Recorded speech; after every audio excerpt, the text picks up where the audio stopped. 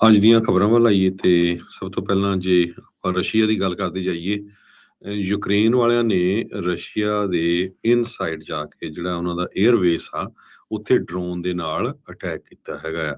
ਤੇ ਕਹਿੰਦੇ ਉੱਥੋਂ ਸਿਰਫ 150 ਮੀਲ ਦੂਰ ਹੀ ਉਹਨਾਂ ਦਾ ਨਿਊਕਲੀਅਰ ਜੋ ਪਲਾਂਟ ਉਹ ਹੈਗੇ ਆ। 에ਅਰਫੀਲਡ ਕਰਸਕ ਜੋ ਸਾਊਥ ਵੈਸਟ ਰਸ਼ੀਆ ਦੇ ਵਿੱਚ ਆ, ਉੱਥੇ ਪੂਰੀ ਤਰ੍ਹਾਂ ਅੱਗ ਲੱਗ ਗਈ ਹੈ। ਉੱਥੇ ਦੇ ਰੀਜਨਲ ਗਵਰਨਰ ਰੋਮਨ ਸਟਾਰੋਵੋਇਟ ਉਹਨਾਂ ਨੇ ਦੱਸਿਆ ਹੈਗਾ ਆ। ਇੱਕ ਨਹੀਂ, ਕਹਿੰਦੇ ਇੱਕ ਤੋਂ ਵੱਧ ਅਟੈਕ ਯੂਕਰੇਨ ਵੱਲੋਂ ਕੀਤੇ ਗਏ ਹੈਗੇ ਆ। ਸੋ ਇਹਦੇ ਨਾਲ ਇਹ ਲੱਗ ਰਿਹਾ ਭਈ ਲੜਾਈ ਹੋਰ ਤੇਜ਼ ਹੋ ਰਹੀ ਹੈਗੀ ਆ। ਇਸ ਤੋਂ ਬਿਨਾਂ ਹੋਰ ਵੀ ਐਕਸਪਲੋਜ਼ਨਸ ਈਗਲਸ 에ਅਰਵੇਸ ਜੋ ਆਊਟਸਾਈਡ ਹੈਗਾ ਸਿਟੀ ਆਫ ਸਾਰਾਟੋਵ ਤੇ ਰਾਜ਼ੀਆਨ ਜਿਹੜਾ 125 ਮੀਲ ਸਾਊਥ ਵੈਸਟ ਆਫ ਮਾਸਕੋ ਆ, ਜਦ ਕਿ ਹੰਡਰਡਸ ਆਫ ਮੀਲ ਯੂਕਰੇਨ ਤੋਂ ਪਰਾ ਹੈਗਾ ਆ, ਉੱਥੇ ਅਟੈਕ ਕੀਤਾ ਗਿਆ ਹੈਗਾ।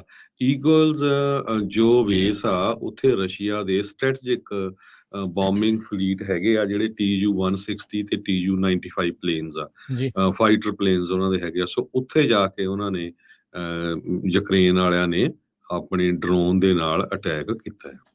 ਜੀ ਬਿਲਕੁਲ। ਸੋ ਰੂਸ ਦੇ ਅੰਦਰ ਵੜ ਕੇ ਜਿਹੜਾ ਇਹ ਇਹਨਾਂ ਨੇ ਹਮਲੇ ਜਿਹੜੇ ਕੀਤੇ ਆ, ਕੁਰਕਸ ਜਿਹੜਾ ਇਲਾਕਾ ਆ ਉੱਥੇ ਦੇ 에ਅਰਫੀਲਡ ਆ, ਉੱਥੇ ਉਹ ਜਾ ਕੇ ਸੋ ਕਹਿੰਦੇ ਵੀ ਇੱਦਾਂ ਦੇ ਹੋਰ ਧਮਾਕੇ ਵੀ ਜਿਹੜੇ ਪਹਿਲਾਂ ਵੀ ਸੁਣੇ ਗਏ ਸੀ। ਉੱਦਾਂ ਯੂਕਰੇਨ ਨੇ ਸਿੱਧੀ ਜ਼ਿੰਮੇਵਾਰੀ ਤਾਂ ਜਿਹੜੀ ਉਹ ਨਹੀਂ ਲਈ, ਪਰ ਕਹਿੰਦੇ ਉਹਨਾਂ ਦੇ ਕੁਛ ਅਧਿਕਾਰੀ ਹੱਸਦੇ ਹੋਏ ਜਿਹੜੇ ਆ ਉਹ ਇਹ ਆਖ ਰਹੇ ਸੀਗੇ ਵੀ ਇਹਨਾਂ ਸਾਰੇ ਹਮਲਿਆਂ ਦੇ ਪਿੱਛੇ ਉਹਨਾਂ ਦੀ ਮਿਲਟਰੀ ਦਾ ਜਿਹੜਾ ਉਹ ਹੱਥ ਹੈਗਾ ਆ। ਸੋ ਕਹਿੰਦੇ ਵੀ ਰੂਸ ਵਾਲਿਆਂ ਨੇ ਜਿਹੜਾ ਡਿਫੈਂਸ ਮਿਨਿਸਟਰੀ ਨੇ ਉਹਨਾਂ ਨੇ ਯੂਕਰੇਨ ਦੇ ਉੱਤੇ ਹੀ ਇਸ ਦੇ ਦੋਸ਼ ਲਗਾਏ ਨੇ ਇਹਨਾਂ ਦੋਨਾਂ ਹਮਲਿਆਂ ਦੇ ਲਈ, ਤੇ ਨਾਲ ਉਹਨਾਂ ਨੇ ਕਿਹਾ ਵੀ 3 ਜਿਹੜੇ ਮੇਨਟੇਨੈਂਸ ਪਰਸਨਲ ਆ ਉਸ ਦੇ ਵਿੱਚ ਮਾਰੇ ਗਏ ਆ ਤੇ 2 ਜਿਹੜੇ ਜਹਾਜ਼ ਆ ਉਹ ਨੁਕਸਾਨੇ ਗਏ ਨੇ। ਸੋ ਕਹਿੰਦੇ ਵੀ ਇਹ ਚੀਜ਼ ਤੋਂ ਬਾਅਦ ਦੇ ਵਿੱਚ ਹੁਣ ਦੇਖਣਾ ਹੋਊਗਾ ਕੀ ਬਣਦਾ ਹੈ, ਕਿਉਂਕਿ ਯੂਕਰੇਨ ਦੇ ਵਿੱਚ ਆਲਰੇਡੀ ਕਈ ਬਲੈਕਆਊਟ ਜਿਹੜੇ ਹਰਜੋਤ ਸਿੰਘ ਜੀ ਚੱਲ ਰਹੇ, ਕਿਉਂਕਿ ਇਹਨਾਂ ਦੀ ਪਾਵਰ ਗ੍ਰਿਡ ਦੇ ਉੱਤੇ ਰੂਸ ਨੇ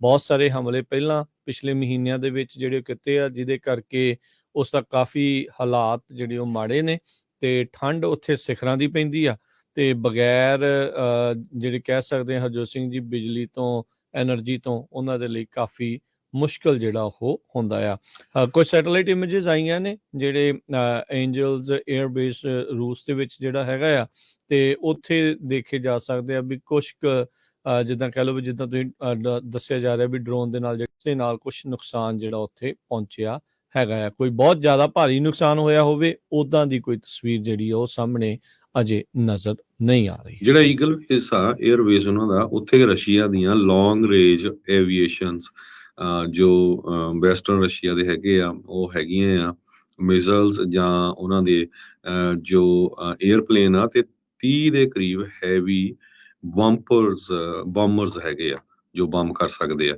ਤੇ ਯੂਕਰੇਨ ਦੇ ਨੇ ਆਲਰੇਡੀ ਖਰਸਨ ਨੂੰ ਲਿਬਰੇਟ ਕਰ ਰਿਹਾ ਰਸ਼ੀਅਨ ਫੋਰਸਿਸ ਤੋਂ, ਤੇ ਉਸ ਤੋਂ ਬਾਅਦ ਇਹ ਜਿਹੜਾ ਆ ਵੱਡਾ ਅਟੈਕ ਯੂਕਰੇਨ ਵੱਲੋਂ ਕੀਤਾ ਗਿਆ। ਈਵਨ ਦੋ ਕਹਿੰਦੇ ਵੀ ਇਹਦੇ ਨਾਲ ਇੰਨਾ ਜ਼ਿਆਦਾ ਨੁਕਸਾਨ ਨਹੀਂ ਹੋਇਆ, ਲਾਈਟ ਡੈਮੇਜ ਹੋਇਆ ਆ, ਪਰ ਇਸ ਤਰ੍ਹਾਂ ਕਰਨਾ ਰਸ਼ੀਆ ਦੇ ਲਈ ਇੱਕ ਬਹੁਤ ਵੱਡਾ ਹੁਣ ਚੈਲੰਜ ਬਣ ਗਿਆ। ਇਹ ਇੰਸਟੀਚਿਊਟ ਫਾਰ ਸਟੱਡੀ ਆਫ ਵਾਰ, ਇਹ US based military think tank ਆ, ਉਹਨਾਂ ਨੇ ਦੱਸਿਆ ਹੈਗਾ। ਕਹਿੰਦੇ ਭਈ ਇਹ ਜੇ ਰਸ਼ੀਆ ਸੈਸ ਕਰੇ ਇਸ ਇੰਸੀਡੈਂਟ ਨੂੰ, ਤੇ ਇਹ ਇੱਕ ਡੈਲੀਬਰੇਟ ਅਟੈਕ ਸੀ ਤੇ ਇਹ ਇੱਕ ਬਹੁਤ ਸਟ੍ਰੈਟਜੀਕਲੀ ਸਿਗਨੀਫਿਕੈਂਟ ਫੇਲਿਅਰ ਹੈਗਾ ਰਸ਼ੀਅਨ ਫੋਰਸਿਸ ਦਾ, ਕਿਉਂਕਿ ਉਹ ਆਪਣੇ ਆਪ ਨੂੰ ਪ੍ਰੋਟੈਕਟ ਨਹੀਂ ਕਰ ਸਕੇ। ਸੋ ਇਹ ਇੱਕ ਹੁਣ ਚੰਗਾ ਝਟਕਾ ਦਿੱਤਾ ਯੂਕਰੇਨ ਵਾਲਿਆਂ ਨੇ। ਤੇ ਯੂਕਰੇਨ ਵਾਲਿਆਂ ਨੇ ਆਲਰੇਡੀ ਕਹਿੰਦੇ ਵੀ ਆਪਣੀ ਅੱਧੀ ਤੋਂ ਵੱਧ ਜੋ ਧਰਤੀ ਆ ਉਹ ਰਸ਼ੀਆ ਨੇ ਜਿਹੜੀ ਸੀਜ਼ ਕੀਤੀ ਸੀ, ਆਪਣੇ ਕਬਜ਼ੇ 'ਚ ਲੈ ਲਈ ਸੀ, ਉਹ ਆਲਰੇਡੀ ਛਡਾ ਲਈ ਹੈਗੀ ਆ।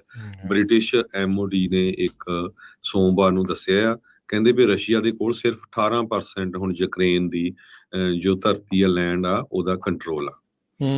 ਜੀ ਹੁਣ ਤੁਸੀਂ ਦੇਖੋ ਕੀ ਹੁੰਦਾ ਆ ਹਰਜੋਤ ਸਿੰਘ ਜੀ। ਰੂਸ ਨੇ ਅਜਿਹੇ ਇੱਕ ਹਮਲੇ ਹੋਣ ਤੋਂ ਬਾਅਦ ਦੇ ਵਿੱਚ ਪਿਛਲੀ ਦੀ ਮੈਨੂੰ ਯਾਦ ਆ, ਉਹਨਾਂ ਨੇ ਤਾਬੜਤੋੜ ਕਈ ਦਿਨ ਲਗਾਤਾਰ ਮਿਜ਼ਾਈਲਾਂ ਦੇ ਨਾਲ ਹਮਲੇ ਜਿਹੜੇ ਯੂਕਰੇਨ ਦੇ ਉੱਤੇ ਕੀਤੇ ਸੀਗੇ। ਇਹਨਾਂ ਨੂੰ ਵੀ ਬਰੇਸ ਕਰਨਾ ਪੈਣਾ ਵੀ ਉਹ ਅੱਗੋਂ ਕਿੱਦਾਂ ਦੇ ਹੁਣ ਹਮਲੇ ਕਰ ਸਕਦੇ ਆ। ਰੂਸ ਦੇ ਵਿੱਚ ਜਿਹੜਾ ਪੁਤਿਨ ਆ ਉਹ ਅਜਿਹੀਆਂ ਚੀਜ਼ਾਂ ਨੂੰ ਹੌਲਿਆਂ ਜਿਹੜਾ ਆ ਉਹ ਬਹੁਤਾ ਨਹੀਂ ਜਾਣ ਦਿੰਦਾ। ਸੋ ਲੈਟਸ ਸੀ ਕੀ ਜਿਹੜਾ ਇਸ ਦੇ ਵਿੱਚ ਅੱਗੇ ਬਣਦਾ ਆ। ਇੱਕ ਵਾਰੀ ਫੇਰ ਸਿਆਲਾਂ ਦੇ ਦਿਨਾਂ 'ਚ ਕਹਿ ਸਕਦੇ ਹਾਂ ਵੀ ਜੰਗ ਜਿਹੜੀ ਉਹ ਫੇਰ ਤੇਜ਼ ਹੋ ਸਕਦੀ ਆ।